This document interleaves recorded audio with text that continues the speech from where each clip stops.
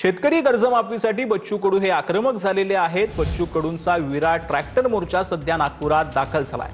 4 महामार्ग यामुळे जाम झालेले आहेत। बच्चू कडूंच्या आंदोलनामध्ये पुलगाव देवळीचे आमदार राजेश बकाने सुद्धा सहभागी झालेले आहेत।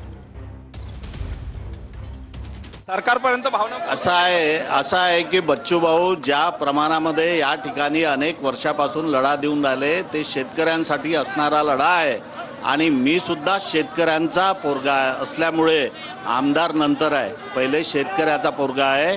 मी विधान भवनामध्ये मागच्या वेळेस शेतकऱ्यांच्या भावाबद्दल बोललो होतो आणि येत्या हिवाळी अधिवेशनामध्ये नागपूरला शेतकऱ्यांच्या भावाबद्दल आणि कर्जमाफीबद्दल सुद्धा बोलणार आहे। पण या ठिकाणी मी तुम्हाला सांगू इच्छितो की मी शेतकऱ्यांच्या या कर्जमाफीच्या आंदोलनाला जाहीर पाठिंबा देतो, काही विषय नाही आहे।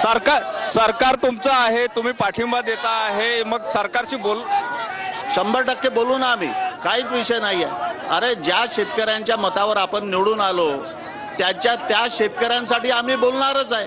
त्या शेतकऱ्यांनी आम्हाला आमदार बनवलेला आहे, त्याच्यामुळे विषय नाही आहे।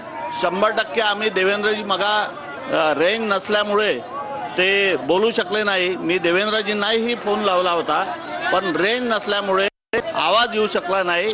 मी शेतकऱ्यांची व्यथा ही सन्माननीय या महाराष्ट्राचे मुख्यमंत्री देवेंद्रजी फडणवीस यांच्यापर्यंत 100% पोहोचवणार आहे।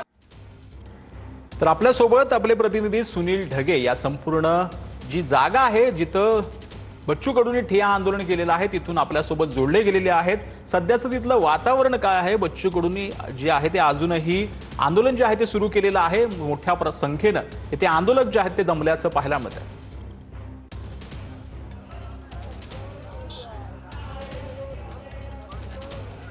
सचिन, नक्कीच मी तुम्हाला दाखवण्याचा प्रयत्न करतो की आता रात्र उशिरापर्यंत झालेली आहे आणि झोपण्याची वेळ झालेली आहे। मात्र बच्चू कडूंचे कार्यकर्ते जे आहे ते आंदोलनाच्या ठिकाणी आहे। बच्चू कडू स्वतः अजूनही या ठिकाणी आहेत आणि ते मार्गदर्शन करत आहे। मात्र जे दिवसभर या आंदोलनामध्ये सहभागी झालेले कार्यकर्ते आहेत त्यांना कुठेतरी विश्रांतीची गरज आहे। म्हणून या ठिकाणी जर आपण बघितलं तर कार्यकर्ते या ठिकाणी म्हणजे जो हायवे जाम करण्यात आलेला आहे त्या हायवेवरच हे कार्यकर्ते जे आहे किंवा शेतकरी जे आहे ते या ठिकाणी झोपल्याचं किंवा ते विश्रांती घेत असल्याचं चित्र आपल्याला पाहायला मिळते आहे। कारण दिवसभराच्या आंदोलनानंतर ते दमलेले आहे आणि विश्रांतीची गरज असल्यामुळे या ठिकाणी जर आपण बघितलं तर जामठा परिसरात आहे हा आणि याच ठिकाणी बच्चू कडूंचं जे आंदोलन आहे ते या ठिकाणी सुरू आहे आणि या ठिकाणी हे कार्यकर्ते आता विश्रांती घेताना दिसते आहे।